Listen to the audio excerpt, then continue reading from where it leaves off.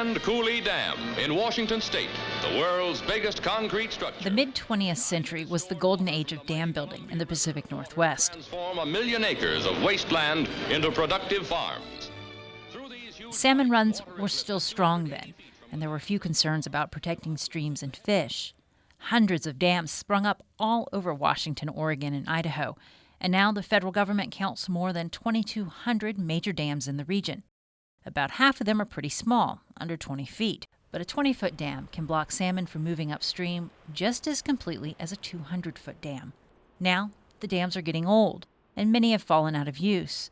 There's a growing movement to reevaluate dams to figure out whether their purpose for making electricity, controlling floods, recreation, or storing irrigation and drinking water outweigh the challenges they pose for fish.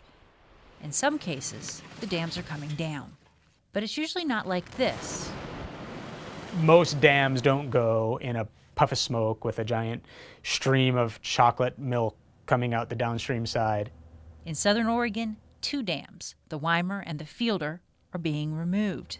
Usually, you very carefully route water around or through the structure, and then you slowly and methodically, with a dull butter knife, take the concrete down and gently place it on the side of the bank and into a dump truck.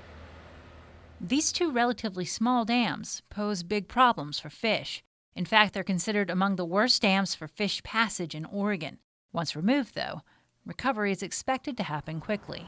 What we've been finding with these dam removals, which has been a big unknown, is that rivers reclaim themselves very quickly, a lot faster than people had realized. And when they're gone, about 70 miles of salmon and steelhead habitat will open. In recent years, dams are coming down faster than they're being built, but this may be a short-term trend. Dam building goes in cycles. You know, with climate change and everything, there's a lot more talk about building dams now in the future. But I think we, or at least in the future, we'll have the greater understanding that there are downsides to dam construction. Dams and salmon don't do well together. As long as there are people, there will be the need to harness and control water. And that means most dams are here to stay.